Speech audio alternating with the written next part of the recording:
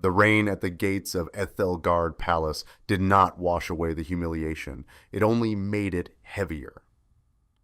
Lady Isolde stood on the cold cobblestones, her faded gray traveling gown soaking up the mud like a sponge. The heavy iron gates of her ancestral home loomed behind her, locked and barred. Around her the Capitol guards stood in perfect silence, their silver halberds gleaming in the gray light, while the nobles of the court watched from the dry safety of the palace balconies.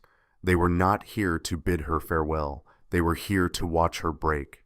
Isolde's pale blonde hair, usually pinned in meticulous braids, was plastered to her cheeks by the downpour. The cold seeped through the thin wool of her dress, biting into her skin, but her spine remained perfectly straight. Her silver blue eyes stared straight ahead, refusing to look up at the balconies, refusing to give them the tears they so desperately wanted to see. In her right hand, hidden deep within the folds of her wet skirt, her fingers clamped tightly around a small, torn piece of golden lace. It was the only thing she had left of her mother, the only thing they had not managed to strip away. A sharp, cruel laugh cut through the sound of the rain. False Princess Genevieve stepped forward from the covered portico, safely shielded from the storm by a massive silk umbrella held by a shivering servant. Genevieve's narrow, angular face was twisted into a smirk, her pitch-black eyes gleaming with unhidden triumph. Despite the gloom of the day, she wore an ostentatious gold gown, the fabric heavy with stolen jewels that clicked softly as she moved. She stopped just at the edge of the dry stone, refusing to let even a drop of rain touch her satin slippers. "Look at you, Isolde," Genevieve purred, her voice carrying easily across the silent courtyard. "Such a tragic sight. But I suppose it is fitting for a woman of your station. A ward of the crown, living off our charity for far too long." Isolde said nothing. Her throat tightened the corset beneath her wet gown, pressing against her ribs, but she kept her chin lifted. She knew the rules of this court. Any word she spoke would be twisted into treason. Genevieve unrolled a thick parchment, the royal wax seal dangling from its edge. "By decree of the High Council and the Crown, it has been decided that the immense debts incurred by your late father must finally be settled. The royal treasury can no longer bear the burden of your existence." Genevieve's aquiline nose flared slightly in distaste. "Fortunately, Sovereign Duke Alaric of House Thorn has offered a substantial sum in trade for a bride. You have been sold, Isolde, given away like a debt." A murmur rippled through the gathered nobles. Duke Alaric, the Iron Lord of the North. Rumors painted him as a ruthless war commander, a man with a heart of stone who ruled his frozen lands with an iron fist and a bloody dagger. To be sent to the Iron Court was not a marriage. It was an exile. It was a death sentence draped in wedding vows. "You should be grateful," Genevieve continued, rolling the parchment back up and handing it to a guard. "The Duke is known for his harsh discipline. Perhaps he will finally teach you how to kneel properly." Isolde's knuckles turned white around the golden lace in her pocket. She could feel the rough, frayed edge of the fabric against her palm. It grounded her. It reminded her that the woman wearing the gold dress and the royal crest was a fraud. Genevieve's mother had been a mistress, her bloodline a whispered lie that the corrupt council had legitimized through poison and forged documents. Isolde was the true daughter of the queen, the last legitimate breath of Ethelgard's royal house. But truth without power was just a ghost, and right now Isolde was entirely powerless. "My bags are in the carriage, Princess." "Up," Isolde said, her voice perfectly level, betraying none of the terror freezing her blood. "If the decree is read, I will take my leave." Genevieve's smile faltered for a fraction of a second. She hated Isolde's dignity. She hated that even covered in mud, standing in the freezing rain, Isolde looked more royal than Genevieve ever could in her stolen gold. "Take her away," Genevieve snapped, turning her back on the pouring rain. "Let the North have her." The guards shoved Isolde forward. Her muddy boots slipped on the wet stones, but she caught herself before she fell, her posture rigid. She walked past the sneering faces of the council ministers, past the heavy iron gates that had once protected her mother, and toward the unmarked, dreary black carriage waiting in the mud. There was no royal crest on the door. There were no silk cushions inside. It was a transport for a prisoner. As she stepped up into the carriage, the rain-soaked hem of her gray dress dragged heavily against the wooden floorboards. The door slammed shut behind her, the lock clicking into place with a hollow final sound. The carriage jerked forward, the wheels sinking into the deep mud before pulling away from the capital. Alone in the dark, damp interior, Isolde finally allowed her shoulders to drop. The cold was overwhelming, making her teeth chatter uncontrollably. She pulled her wet hands from her pockets and slowly opened her fingers. Resting in her trembling palm was the torn piece of golden lace. It was intricately woven, a piece of the coronation veil her mother had worn. The veil that had vanished the night the queen was murdered. Isolde closed her eyes, resting her head against the rattling wooden wall. She was being sent to a monster to pay a debt that did not exist. She expected a dungeon. She expected chains. But as the carriage rolled northward into the gathering storm, she gripped the golden lace tighter. She would survive the Iron Duke. She had to. Because as long as she breathed, the true bloodline of Ethelgard was not dead. The journey north took 4 days, and with every passing mile the temperature dropped, freezing the rain into sleet, and then into hard, unrelenting snow. Inside the black carriage, Isolde had nothing but a thin woolen blanket that smelled of damp hay.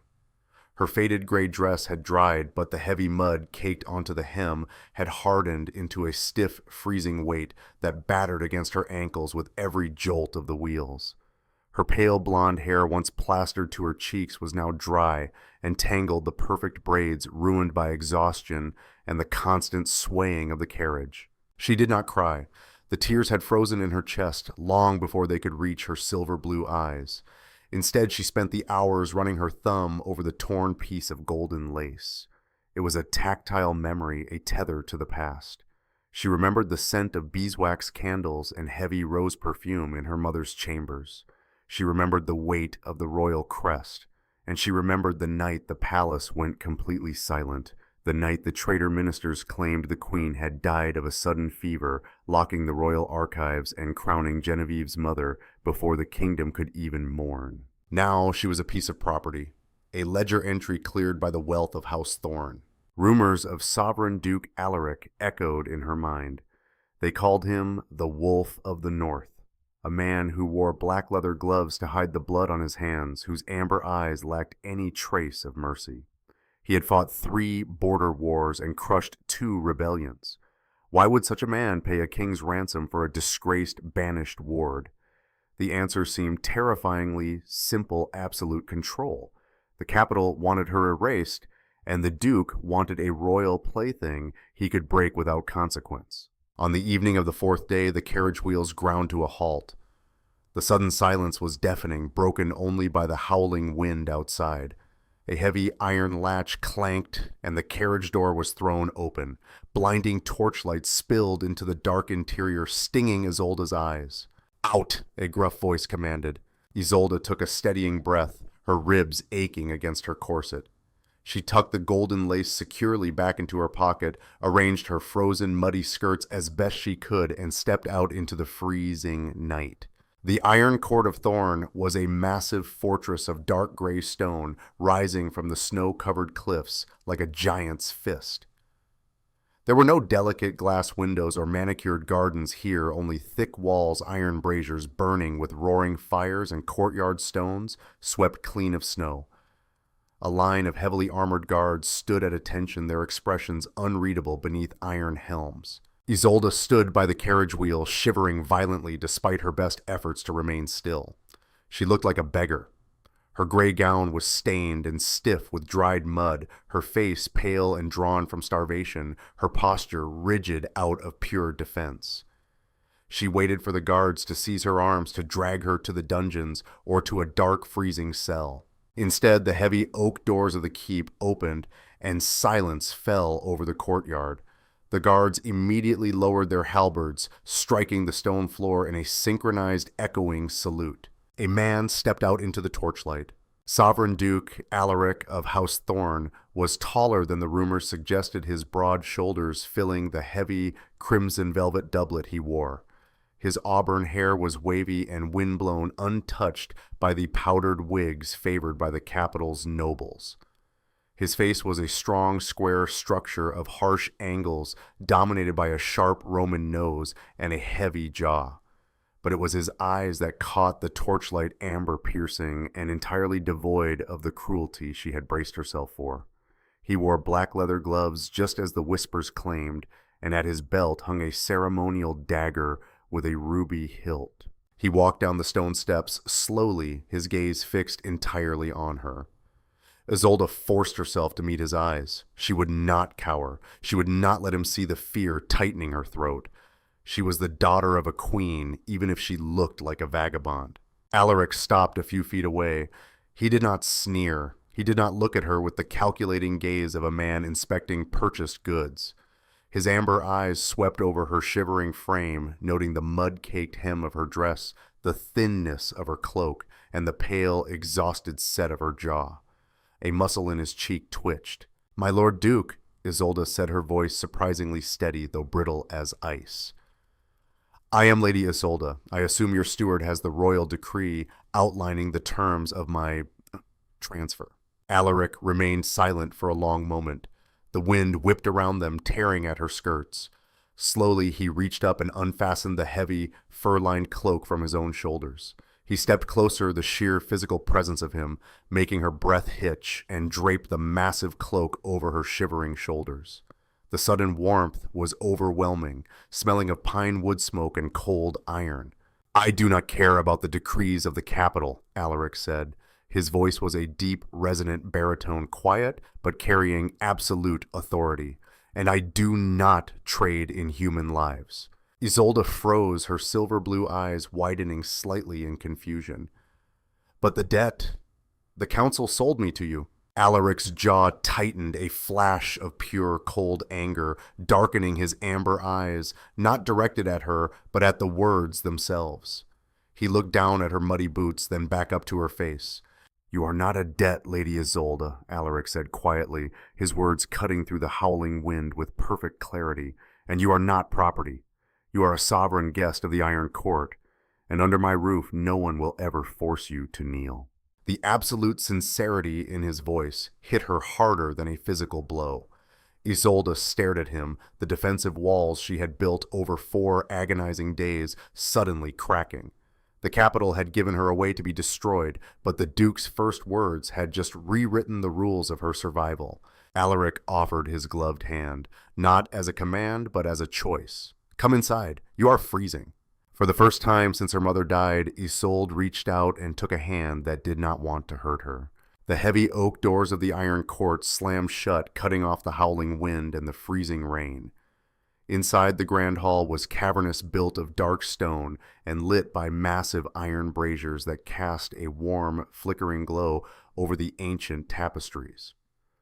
Isolde stood near the entrance, still wrapped in Duke Alaric's heavy fur cloak. The scent of pine and cold iron enveloped her, a stark contrast to the cloying, perfumed rot of the capital she had left behind. She watched warily as the Duke gave a single nod to his head housekeeper. There were no chains brought forth, no guards stepping up to drag her to a cell. Instead, 3 older women in practical, neat northern dresses approached her. They did not look at her with the cruel curiosity of the capital's nobility. They bowed a short, respectful dip of the head. "Show Lady Isolde to the East Wing guest chambers," Alaric instructed, his deep voice echoing slightly in the vast hall. "Draw a hot bath. Burn the gray dress. It is ruined." Isolde's hand immediately flew to her skirt, her fingers digging through the stiff, muddy wool until she found the hidden pocket. Her heart hammered against her ribs. She pulled out the torn piece of golden lace, curling her fist tightly around it so no one could see. The maids politely motioned for her to follow, and with a final uncertain glance at the Duke, who stood by the roaring fire, his amber eyes tracking her every movement, she walked up the grand stone staircase. The East Wing chamber was a revelation. It was not a gilded cage like her rooms in the capital, nor the dungeon she had expected. It was a spacious, dignified room with a massive hearth, thick woven rugs, and heavy velvet curtains to block the winter chill. The maids helped her out of the frozen, mud-caked gray gown. When they saw the bruises on her arms, fading purple marks left by Genevieve's guards, they said nothing, but their touches grew noticeably gentler. As she sank into the steaming copper tub, the heat slowly melting the ice in her bones, Isolde placed the small frayed piece of golden lace on the dry wooden stool beside her. She stared at it. It was the intricate border of the coronation veil, woven with a specific thread pattern unique to the sovereign line of Ethelgard. Without it, the royal tapestry of succession was incomplete. She was the true queen. Yet here, she was stripped of her titles, sold for a fabricated debt, bathing in the fortress of a warlord. An hour later, dressed in a simple but elegant dark wool dress, provided by the maids, her pale blonde hair brushed out and left to dry in soft waves over her shoulders, Isolde was escorted to the Duke's private study for supper. The room was lined with leather-bound books and maps of the northern borders. Alaric sat at a heavy oak table, his black leather gloves still on, nursing a goblet of dark wine. He stood when she entered, a gesture of respect that made Isolde's breath catch. The men of the capital never stood for her. To them, she was a discarded ward. "Sit," Alaric offered, gesturing to the chair across from him. Isolde sat, keeping her spine perfectly straight. The warmth of the room had restored her color, and the silver blue of her eyes was sharp once more. She placed her hands in her lap, the piece of golden lace safely tucked into her sleeve. "Why did you pay the council's ransom, Your Grace?" she asked. Her voice was quiet, stripped of the defensive brittleness it had held in the courtyard. "If you do not trade in human lives, why purchase mine?" Alaric set his goblet down. His face, with its harsh chiseled jaw and sharp Roman nose, was unreadable, but his amber eyes held a heavy, solemn weight. "Because the High Council did not intend to simply exile you, Lady Isolde. They intended to send you to the Black Keep on the eastern coast, a prison where political enemies vanish entirely." The words hit her like a physical blow. The Black Keep. It was a death sentence. "Genevieve fears you." Alaric continued, his gloved fingers resting on the edge of the table. "She wears the crown, but she knows the blood in her veins is a lie. The capital wanted you erased, and the only language that corrupt council understands is gold. By purchasing your debt, I invoked an old northern law. You are now under the protection of House Thorn. Even the false princess cannot touch you here without declaring war on the north." Isolde stared at him, her chest rising and falling rapidly. He knew. The Wolf of the North knew Genevieve was a fraud. As she leaned forward, overwhelmed by the revelation, the piece of golden lace slipped from her sleeve and landed silently on the polished oak table between them. Isolde froze. Alaric's amber eyes dropped to the fabric. The firelight caught the intricate golden threads illuminating the ancient royal pattern. For a long, tense moment, the Duke did not speak. His gaze lingered on the lace, a flicker of profound recognition crossing his stoic features. He slowly looked up, meeting her silver blue eyes. He did not ask her where she got it. He did not demand an explanation. He simply pushed the lace back toward her with one gloved finger. "Keep that hidden, Isolde," he murmured, his voice dropping to a low, protective register. "Until the time is right." A week passed inside the Iron Court, and with each day a piece of Isolde's fractured dignity returned to her. She was no longer the shivering, mud-soaked girl at the capital gates. The cold air of the north was sharp, but it was honest. Here there were no whispered schemes in the corridors, no false smiles masking deadly intent. The servants treated her as a lady of high birth, and Duke Alaric treated her as an equal. Yet the silence of the fortress held its own mysteries. Isolde spent her afternoons exploring the vast echoing halls, while the Duke trained with his soldiers in the lower courtyard. It was during one of these quiet walks that she found herself in the West Wing, a section of the keep that felt older, the air thick with dust and history. She paused before a set of towering double doors, made of dark oak carved with the roaring bears of House Thorn. The doors were slightly ajar. Pushing one open, Isolde stepped into the Duke's portrait gallery. The long hall was lined with massive oil paintings of Alaric's ancestors, fierce men and women who had held the northern borders for centuries. But it was not the portraits that drew her silver blue eyes. At the very end of the gallery, occupying the entire back wall, hung a massive wooden frame. Unlike the others, it was completely hidden beneath a heavy black velvet cloth secured at the corners by thick iron locks. Isolde's heart gave a strange, erratic flutter. She stepped closer, her footsteps echoing sharply against the stone floor. Her hand instinctively drifted to the pocket of her dress, where the torn golden lace rested against her thigh. She reached out her fingers, hovering just inches from the dusty black velvet. Some histories are too dangerous to be left uncovered. Isolde gasped and spun around. Duke Alaric stood in the doorway, his tall frame blocking the sparse winter light. He wore his signature crimson velvet doublet and his black leather gloves, his hand resting casually near the ruby-hilted dagger at his belt. He moved silently for a man of his size. "I apologize, Your Grace," Isolde said quickly, her spine snapping straight as she fought to compose herself. "I did not mean to pry. The door was open." Alaric walked slowly down the length of the gallery, his amber eyes fixed not on her, but on the covered frame behind her.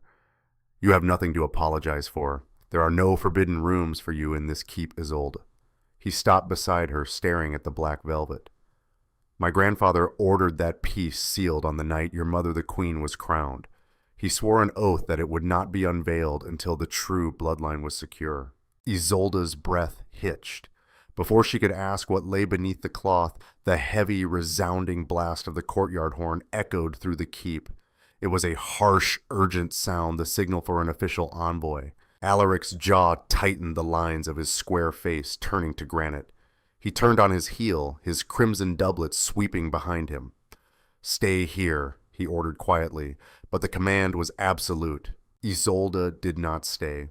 Her heart pounding, she followed him at a distance, staying in the shadows of the upper gallery that overlooked the grand hall. Below, the heavy iron doors were thrown open. A royal envoy from the capital strode in, flanked by 4 capital guards in gleaming silver armor. The envoy, a thin, arrogant man, wearing the bright silk colors of false Princess Genevieve, looked around the austere northern hall with visible disdain. Duke Alaric descended the grand staircase, his presence immediately dominating the room. The envoy offered a shallow, mocking bow. "Lord Duke," the envoy sneered, "I bring greetings from Her Royal Highness Princess Genevieve. She trusts the winter has not been too harsh on her loyal subjects." "Speak your business, envoy," Alaric replied, his voice dangerously low, stripped of any diplomatic courtesy. The envoy's smirk faltered slightly under the Duke's piercing amber gaze. He unrolled a scroll bearing the royal seal. "The princess requires an update on the debt bride Lady Isolde. Rumors have reached the capital that she is being treated as a guest rather than the disgraced ward she is." The envoy lifted his chin. "Her Highness demands proof of her subjugation, a token of submission. Furthermore, she requires the debt bride to sign a formal renunciation of all ancestral titles to be returned to the capital by my hand." In the shadows above, Isolde felt the cold terror return. Genevieve was not satisfied with exile. She wanted Isolde publicly broken. She wanted to erase any lingering threat to her false crown. Alaric did not move. He stood at the bottom of the stairs, a predator studying its prey. "Tell the princess," Alaric said, his voice ringing with chilling clarity, "that the climate of the north is harsh. Paper does not survive well here, and neither do men who make demands in my hall." The envoy bristled, his face flushing red. "This is treason. Princess Genevieve will cut off the grain routes to the north. She will demand your head." "Let her try." Alaric interrupted, his gloved hand resting lightly on his ruby-hilted dagger. "You have your answer. Leave the Iron Court before I decide you are trespassing." The envoy backed away, pale and trembling, before turning and fleeing with his guards. The heavy doors slammed shut behind them, sealing the hall once more. Up in the gallery, Isolde gripped the stone railing. Alaric had just defied the crown. He had risked a siege, starvation for his people, and war, all to protect a woman who had arrived at his gates covered in mud. She pulled the torn golden lace from her pocket. She could not hide anymore. If the Duke of the North was willing to risk his kingdom for her, it was time she showed him exactly who he was protecting. The grand hall was still echoing with the sound of the heavy iron doors slamming shut behind the capital's envoy when Isolde descended the stone staircase. She did not run, though her heart was beating a frantic rhythm against her ribs. She moved with a measured, deliberate grace that she had not allowed herself to show since the night her mother was murdered. She walked straight past the grand hearth, past the armored guards who stood like statues, and made her way back to the dusty quiet of the West Wing. When she reached the portrait gallery, Duke Alaric was already there. He stood before the massive wooden frame, his hands clasped behind his back, staring up at the black velvet cloth as if he could see through the heavy fabric. Isolde stopped a few paces behind him. The air in the gallery was freezing, but she did not shiver. "You provoked a war for a debt bride," Isolde said softly, her voice steady in the silent hall. Alaric did not turn around. "I provoked a war for my kingdom. Genevieve's council has been bleeding the outer provinces dry for 5 years.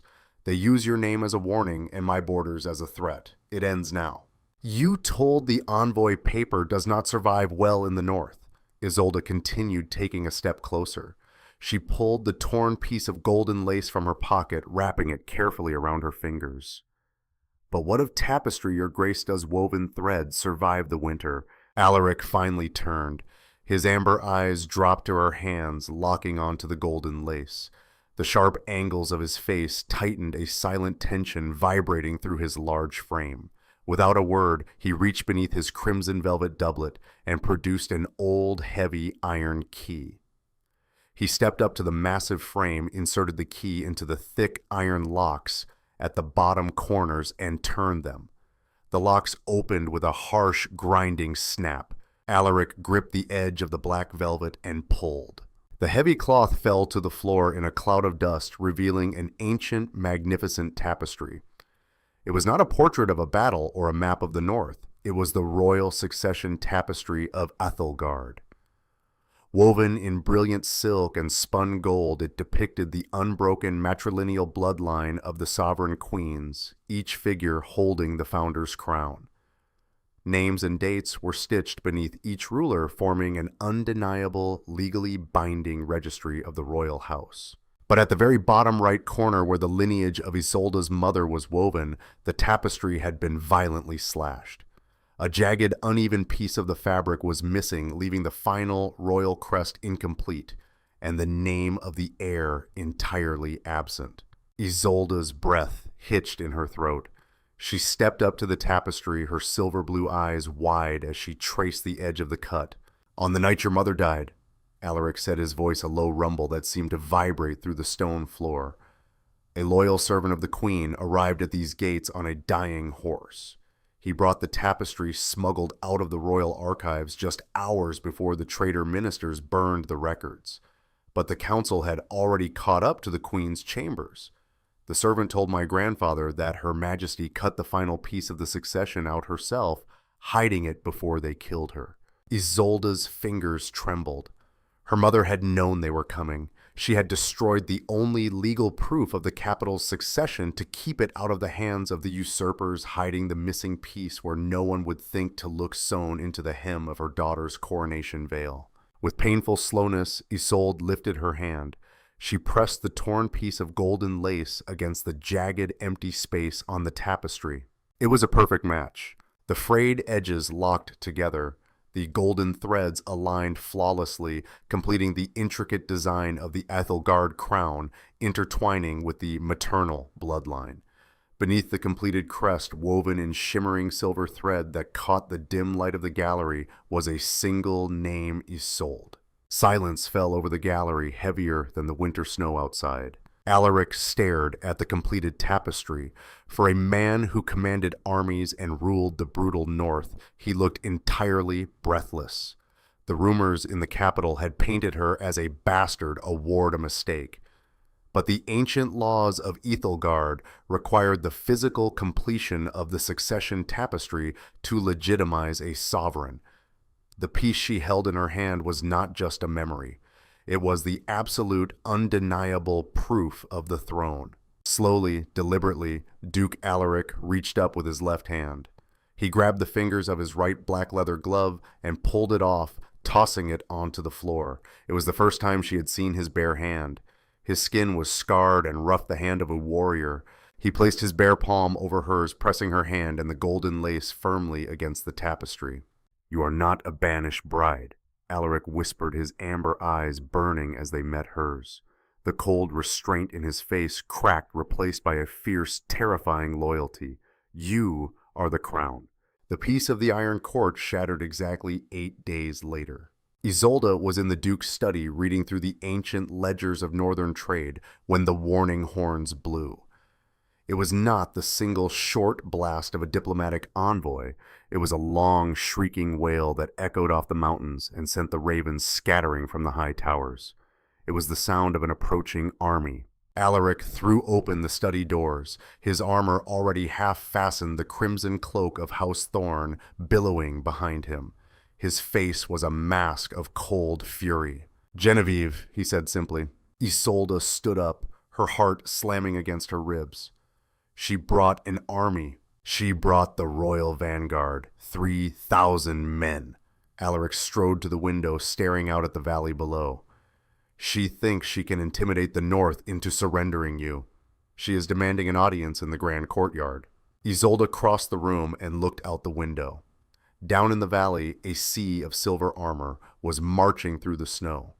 The banners of the capital, black and gold bearing, the stolen crest of Ethelgard, snapped in the freezing wind.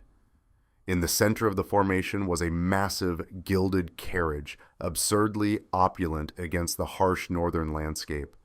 Genevieve had come herself. The false princess could not risk letting her high council doubt her authority. She needed to drag Isolde back in chains personally to prove her crown was secure. "Bar the gates," Isolde said, her voice tight. "Your walls are thick enough to hold them off." Alaric turned to her, his amber eyes narrowing. He walked toward her, stopping only when he was close enough that she could feel the heat radiating from his armor. "I could lock the gates," Alaric said softly. "I could hold them here until they freeze to death in the snow, but a queen does not hide behind my walls while a thief stands at her door." Isolde swallowed hard. The terror of her past, the mud, the rain, the humiliating laughter of the court threatened to paralyze her. But she felt the weight of the golden lace she had transferred to a small pouch at her waist. She remembered the name woven in silver thread. "What do you propose?" she asked, lifting her chin. "We open the gates," Alaric said, his voice dropping to a low, dangerous rumble. "We let the false princess walk right into the Iron Court. We let her stand before my lords, before her own vanguard, and make her demands. And then we end her." Isolde stared at the wolf of the north.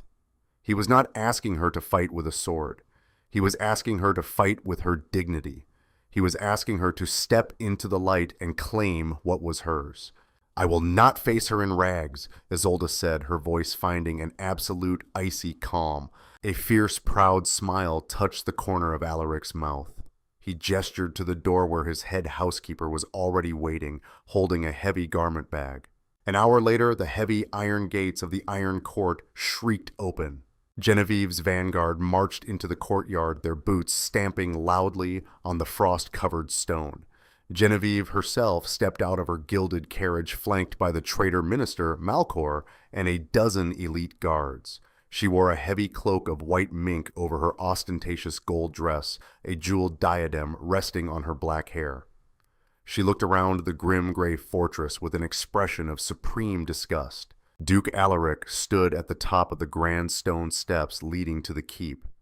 He was flanked by the fierce lords of the Northmen, who looked at the capital guards like wolves observing sheep. Duke Alaric Genevieve called out, her voice shrill and commanding in the cold air. "You have harbored a traitor to the crown. You defied my envoy and refused to surrender the debt bride. By the authority of the throne of Ethelgard, I demand you bring Isolde out in chains, or I will burn this fortress to the ground." Alaric did not flinch. He slowly drew his ruby-hilted dagger and rested the point casually against the stone railing. "You do not have the authority to demand a stray dog from my lands, Genevieve, much less a guest of my house." Genevieve's face flushed with ugly rage. Guest, she is a beggar, a bastard sold to pay her father's debts. Bring her out. The heavy oak doors behind Alaric slowly opened. The courtyard fell dead silent. Isolde stepped out onto the landing. She was no longer wearing the faded gray traveling gown nor the simple wool of a servant. She wore the magnificent crimson and gold royal robes of House Thorn, heavy velvet embroidered with the ancient symbols of the sovereign bloodline. Her pale blonde hair was swept up in an intricate regal crown of braids. Her posture was flawless, her spine straight, her silver blue eyes burning with a cold, terrifying authority. She looked down at Genevieve not with fear, but with the profound, devastating pity a true ruler reserves for a pretender. "I am right here, Genevieve." Isolde's voice rang out crystal clear and commanding, carrying across the silent courtyard to the ears of every Capitol guard. "And I am not in chains." The courtyard of the Iron Court fell so silent that the only sound was the sharp, biting wind, whipping the black and gold banners of the Capitol. False Princess Genevieve stared up at the landing, her pitch-black eyes wide with a mixture of shock and sheer, unadulterated venom. The woman standing above her was not the broken, mud-covered debt bride she had cast out of Ethelgard just weeks ago. Isolde looked like a sovereign. The heavy crimson and gold velvet of House Thorn draped over her like armor, and the utter calm in her silver blue eyes was far more terrifying than the drawn swords of the northern lords. Genevieve's face twisted into an ugly sneer, her composure fracturing. "Treason!" she shrieked, pointing a trembling finger at Isolde.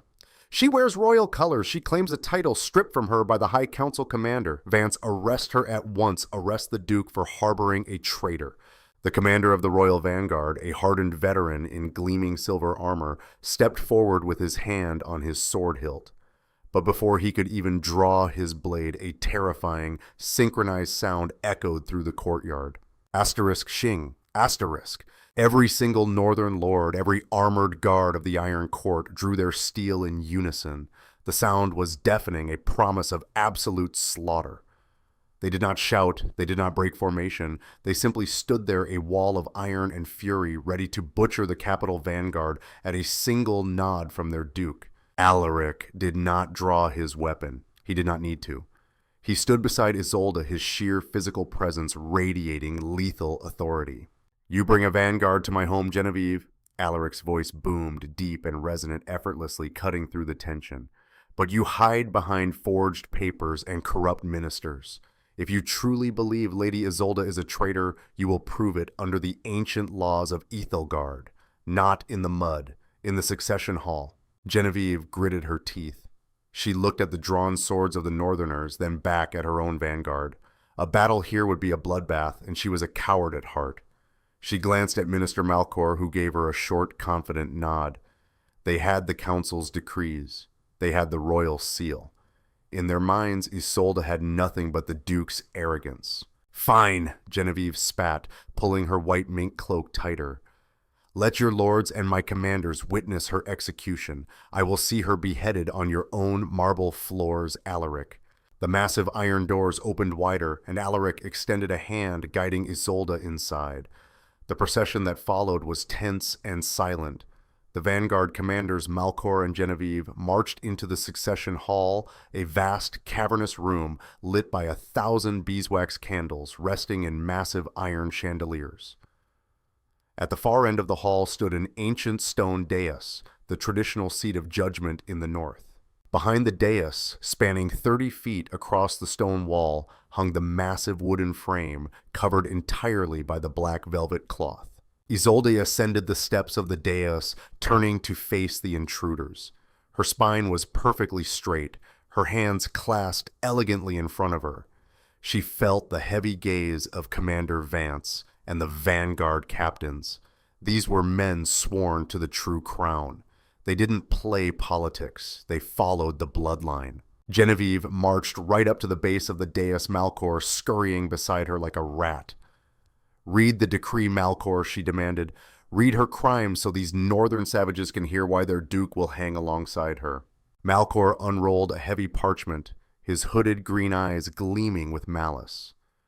By order of the High Council, Isolde, bastard ward of the realm, is found guilty of high treason, impersonating royalty, and inciting rebellion.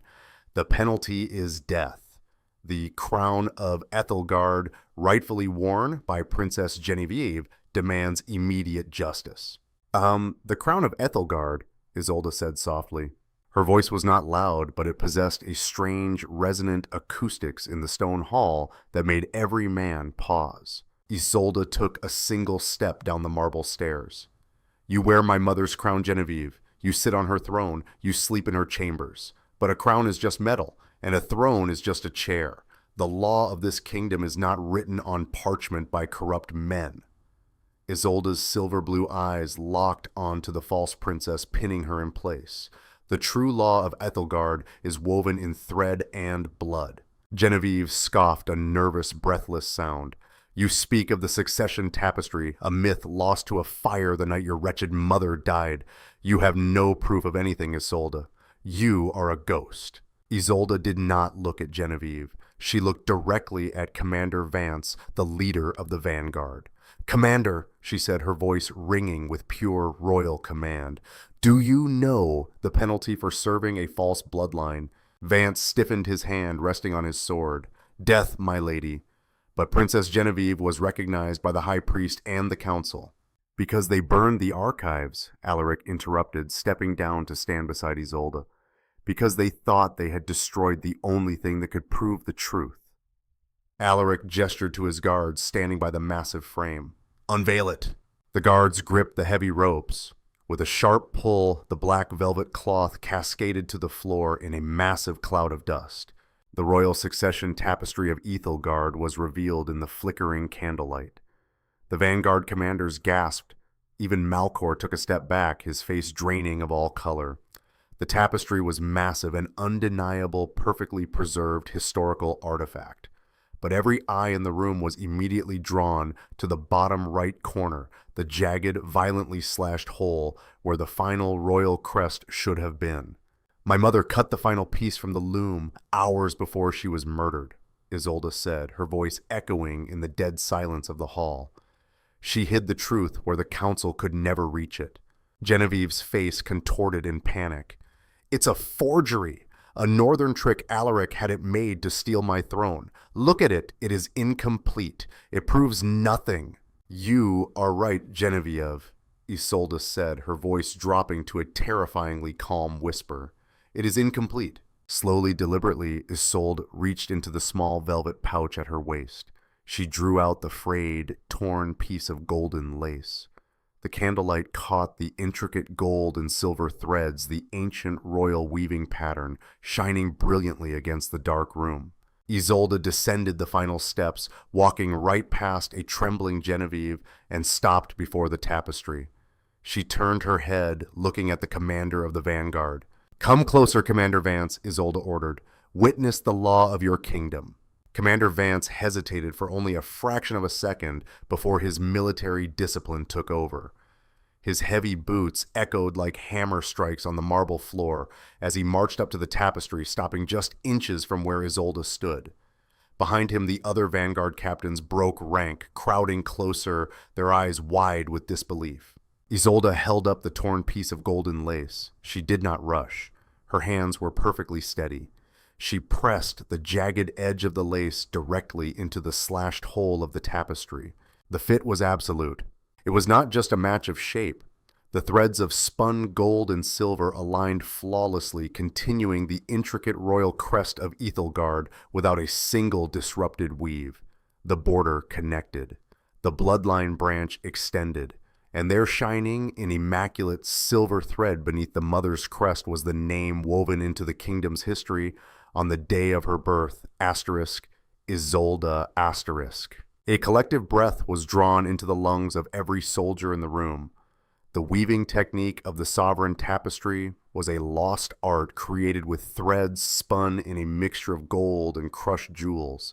It could not be replicated. It could not be forged. No, Genevieve whispered, her voice cracking. She stumbled backwards, her white mink cloak slipping from her shoulders to pool on the dirty floor. No, Malcor, do something, arrest her. Minister Malcor was backing toward the doors, his face slick with cold sweat. I must return to the capital, he stammered, turning to flee. Before Malcor could take 3 steps, a massive armored arm shot out. Duke Alaric caught the minister by the throat, lifting him an inch off the floor. The Duke's amber eyes burned with absolute merciless justice. He threw Malcor onto the marble floor at Commander Vance's feet. "Look at the threads, Commander," Alaric demanded, his voice echoing like thunder. "Look at the seal, and tell me whose colors your men are wearing." Vance traced his armored, trembling fingers over the seam where the golden lace met the tapestry. He traced the name Isolda *. He closed his eyes, a look of profound horror and realization washing over his battle-scarred face. He had spent 5 years enforcing the will of a usurper. He had stood by while the true queen was starved, humiliated, and sold like cattle. Vance stepped back from the tapestry. He slowly turned to face Genevieve, who was now backed against a stone pillar, her ostentatious gold dress looking suddenly cheap and garish in the shadows. "Commander!" Genevieve shrieked, her facade entirely shattered. "I am your princess! Kill her!" Vance did not draw his sword. Instead, he reached up and unclasped the black and gold cloak of the false crown from his shoulders, letting it drop to the floor. The other Vanguard captains immediately did the same. Then Commander Vance turned back to Isolde. The silence in the succession hall was absolute. He drew his longsword, the steel singing in the quiet room, and held it vertically before his face in the ultimate salute of the Royal Vanguard. Slowly he sank to his right knee. The heavy clank of his armor hitting the marble sent a shockwave through the hall. "Ciri, hail the true Queen of Ethelgard," Vance bellowed, his voice choked with emotion. Behind him, 3,000 elite guards of the Vanguard dropped to their knees in the courtyard outside the Sound, rolling like an earthquake into the hall. Inside, the captains followed. The northern lords bowed their heads. Duke Alaric, the Wolf of the North. The man who bowed to no one stepped forward. He looked at Isolde, his amber eyes filled with a fierce, burning pride. He placed his right fist over his heart, and he too dropped to one knee before her. Isolde stood before the knelt court. The corset that had once restricted her breath now felt like a second skin. The cold marble beneath her feet was no longer a place of humiliation, but the foundation of her power. She looked down at Genevieve, who was now weeping on the floor, stripped of her guards, her counsel, and her stolen title. "I expected cruelty when they sold me to the north."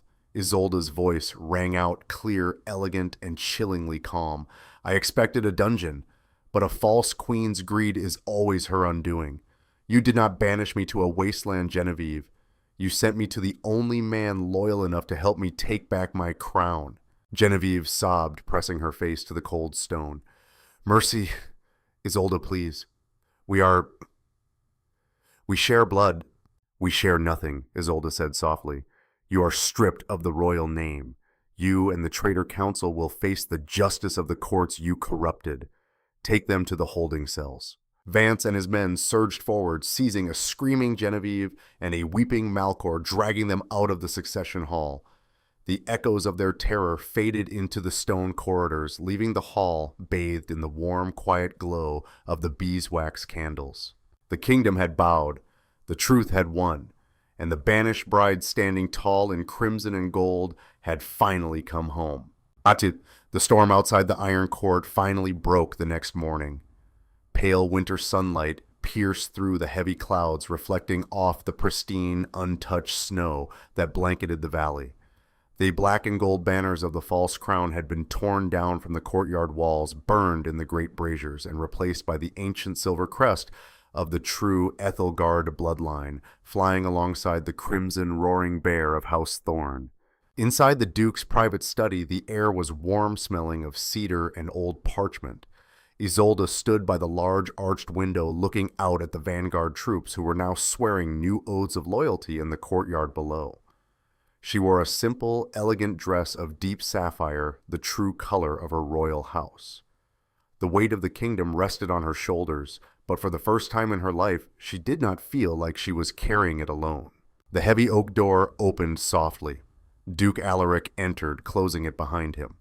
He had abandoned his armor, wearing only a tailored black tunic and his crimson doublet.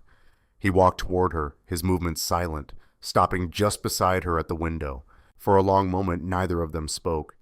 The silence between them was no longer filled with the tension of survival, but with the quiet, profound understanding of two people who had changed the course of history together. Alaric reached into his pocket and slowly pulled out the torn piece of golden lace. He had retrieved it from the tapestry room for safekeeping until the royal weavers could officially bind it back into the frame. He held it out to her, the golden threads catching the morning light. Your crown awaits you in the capital, your grace," Alaric said, his voice a low, steady rumble. "The vanguard is preparing the carriages. The people are already celebrating in the streets. You have your name back." Isolde looked at the lace, then up into Alaric's amber eyes. She did not take the fabric. Instead, she reached out and gently rested her fingers over his. The heat of his skin, rough and scarred, grounded her. "When Genevieve sold me to you," Isolde said softly, a small, genuine smile touching her lips. "The decree stated that my life belonged to the Duke of the North, a debt paid in full." Alaric's jaw tightened, his brow furrowing slightly. "That decree was an insult, a piece of forged trash. You are a sovereign Isolde. You belong to no one but yourself." "I know," Isolde replied, stepping slightly closer. "You taught me that. Your first words to me saved my dignity, Alaric. You gave me a choice when the world had given me nothing but chains." She paused, her silver blue eyes searching his face, seeing the fierce, unwavering loyalty that hid beneath the cold exterior of the wolf. "The capital needs its queen. The throne needs to be restored. But the queen—" She let her hand slide up his arm, resting her palm against his chest right over his heart. "The queen needs her northern wolf," she finished, her voice dropping to a whisper. "I am returning to Ethelgard, but I am not returning alone, unless the Duke of Thorn wishes to break our marriage pact." Alaric stared down at her, his breath catching. For years he had locked his heart away in this frozen fortress, fighting wars, and expecting nothing but blood and betrayal from the world. He had bought a broken girl to save her life, only to watch her rise as a magnificent, terrifyingly beautiful sovereign. Slowly, Alaric's large hand came up to cup her cheek, his thumb brushing gently along her jawline. "I swore an oath to protect the true bloodline," Alaric murmured, his amber eyes burning with a heat that had nothing to do with war. "I intend to spend the rest of my life honoring it, and honoring you." When he leaned down and kissed her, it was not the kiss of a master claiming a debt, nor a subject bowing to a crown. It was the fierce, reverent union of two equals. Love, forged in the fires of injustice, had finally united with power. 3 days later, the gates of the capital city opened not to banish a weeping bride, but to welcome home the true queen, riding side by side with the sovereign Duke of the North. And as they rode through the streets, the entire kingdom fell to their knees.